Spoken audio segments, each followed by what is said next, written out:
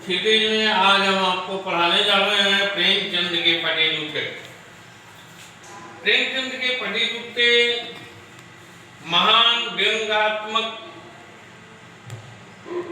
लेखक हरिशंकर परसाई की अद्भुत रचना है।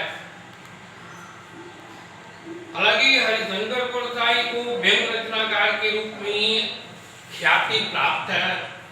ऐसे में इस पाठ में प्रेमचंद का एक तस्वीर लेखक के सामने है, जिसके बाएं पैर के अंगूठे का बाएं पैर के जूते में अंगूठे के पास फटा हुआ एक छोटा एक हल्का या एक होल छेद हो चुका है।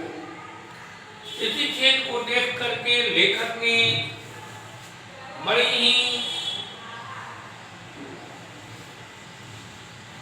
सुसज्जित रूप से कहानी को आगे बढ़ाया है और संपूर्ण पाठ में हर जगह व्यंग का प्रादुर्भाव दिखाया है, व्यंग को दर्शाया है।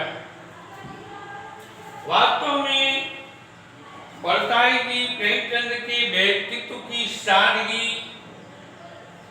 के साथ एक रचनाकार की अंत में अंतर्भेदी सामाजिक दृष्टि की विवेचना करते हैं। वास्तव में परसाई जी हरिशंकर परसाई अर्थात वे प्रेमचंद की सादगी और उनकी रचना का जो अंतर्भेदी मार्मिक तत्व है उसको जो है दर्शाने का प्रयास करते हैं।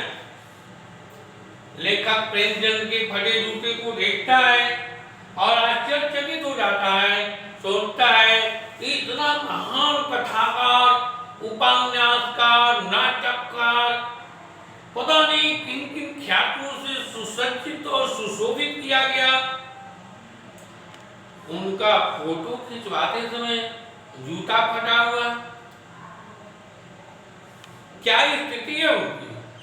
अगर फोटो खिंचवाने के लिए ऐसे जूता का प्रयोग किया जा रहा है तो सामान्य रूप से पहनते समय वो कैसा कपड़े पहनते होंगे, कैसे जूते पहनते होंगे।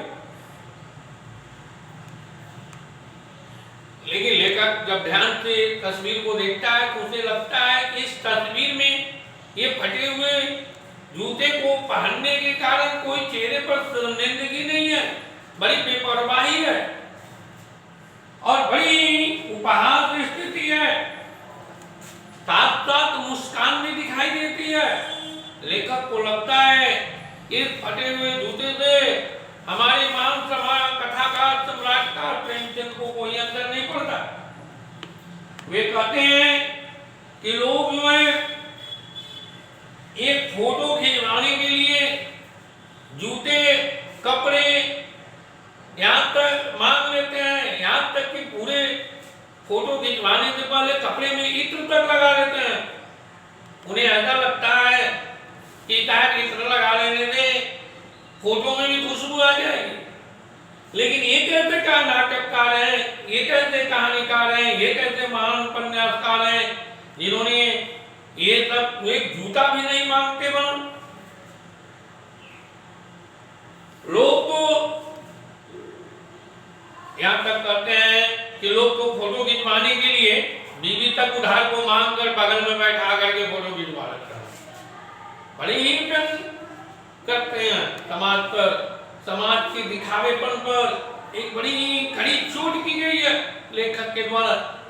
फिर कहते हैं कि जूता जो है अगर 25 रुपये में आती है तो टोपी 5 रुपये में आती है। अरे इनके माथे पर टोपी भी नहीं है। कभी एक समय था कि टोपी भारतीय लोगों के लिए प्रतिष्ठा का सूचक था, पगड़ी जो थी प्रतिष्ठा की सूचक थी और पगड़ियां और टोपियां उतार करके किसी कदमों में लोग जब रखते थे तो उसे झुका हुआ मान लिया जाता था और उसे जो है और ऐसे कौन होते थे तो सामंतवादी लोगों के सामने इज्जत और प्रतिष्ठा सदैव गरीबों की झुकती रहती थी। लेकिन इनके पास पगड़ी भी नहीं, टोपी भी नहीं। टोपी 5 रुपये में आती है, जूता 25 रुपये में आता है। ऐसा वर्णन करके कवि ये लेखक ये दर्शाना चाहते हैं कि देखिए जो प्रतिष्ठा का सूचक है, जो सम्मान का सूचक है, उसकी कीमत मात्र 5 रुपये। और जो सामंतवादी प्रवृत्तियां हैं, जिसके सामने प्रतिष्ठा झुकती है तो धन के सामने झुकती है, वो पैरों में पहना जाने वाला जूता जो है इतना कीमती है। इस तरह से हमारे हरिशंकर प्रसाद ने पूरी कहानी में केवल व्यंग ही व्यंग का अनुमान किया है। महान कथाकार, उपन्यासकार, युग प्रवर्ता आदि कहे जाने वाले हमारे प्रेमचंद को फोटो खिंचवाने के लिए एक मामूल का, कहने का मतलब है एक उचित जूता भी नहीं मिल सका। फिर लेखक जो है अपने जूते से प्रेमचंद की जूते की तुलना करते हैं और कहते हैं कि मेरा भी जूता अच्छा नहीं है। हमारे हरिशंकर प्रसाद कहते हैं कि मेरे जूते के अंगूठे के नीचे का भाग जो है घिस गया और घिसते गिरते फट गया। इसके कारण कठोर भूमि पर पैर पड़ने से क्या होता है, पांव लहूलुहान हो जाता है। और प्रेमचंद का जूता फटा हुआ है, जिसके अंगूठा बाहर निकला हुआ दिखाई दे रहा है, लेकिन उनका पांव सुरक्षित है और इनका जो है हरिशंकर प्रसाद का पांव लहूलुहान हो रहा है। अजीब स्थिति है। इतनी स्थिति दिखाई दे रही है, मार्मिकता दिखाई दे रही है। वे कहते हैं कि ऐ नाटककार, एक कहानीकार है हमारे प्रेमचंद जी, कि पूरी अंगुली बाहर है लेकिन पांव सुरक्षित है, और इनका जो है पूरा पांव ढका हुआ है लेकिन पांव चोट खा रहा है, रगड़ खा रहा है। वास्तव में मनुष्य जो है क्या करता है, फटे हुए जूते इसका प्रतीक है। जो प्रेमचंद के पांव में है वो दिखावेपन का प्रतीक नहीं है, जबकि हरिशंकर प्रसाद का जूता क्या है, दिखावेपन का प्रतीक है। समाज के नियम कानून और समाज के वादों को बचाने के लिए वे सदैव परेशान रहते हैं। ऐसे में उनकी स्थिति ये हो गई कि पांव का जूता घिस गया और बाहर से उन्हें लहूलुहान कर रहा है।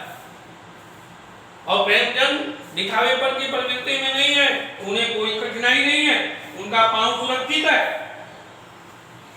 अंत में लेखक कहते हैं कि तुझे लगता है कि तुम समाज के किसी कठोर चीजों पर ठोकर मार मार कर अपनी जूता फाड़ लिया, क्योंकि चलने से जूता घिसता है, फटता नहीं। जो आगे से फटा हुआ दिखाई दे रहा है उंगली के पास, निश्चित रूप से किसी कठोर चीज पर ठोकर मारी और फाड़ लिया। तुम ऐसे व्यक्ति हो कि बचकर नहीं निकल सके, उससे कगरी से इसके साइड से भी निकल सकते थे। बहुत सी नदियां जो है, सारी नदियां जो है पहाड़ को तोड़कर नहीं निकलती, बहुत कुछ जो है अगल बगल से निकल जाती है। लेकिन तुम ऐसे नाटककार हो जैसे समाज की उन कुरीतियों रूपी, वाडंबरों रूपी वो पहाड़ पत्थर से टकरा कर निकले, जिसके कारण तुम्हारा जूता पड़ गया। अंत में हरिशंकर प्रसाद कहते हैं कि तुम्हारी हंसी भी मुस्कान है। इस फटे हुए जूते को देखकर तुम्हें शर्मिंदगी नहीं है, बल्कि तुम हंस रहे हो। ऐसा लगता है कि तुम हम सब पर हंस रहे हो, जिनके पांव के नीचे का तलवा घिस गया है और पांव असुरक्षित है। चोट खा करके वो क्या होता है, रगड़ खा करके लहूलुहान हो जाता है।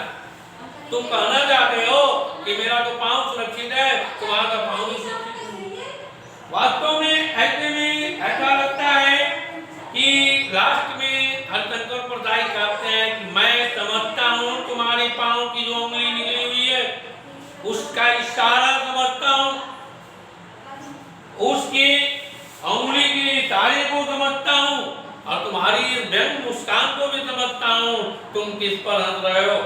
वास्तव में हरिशंकर प्रसाद यह दर्शाना चाहते हैं कि प्रेमचंद ने अपनी कहानियों के माध्यम से सदैव समाज को जागरूक करने का प्रयास किया, लेकिन आज के इस वर्तमान युग में उस तरह के कहानीकार, नाटककार आदि लोग नहीं हैं।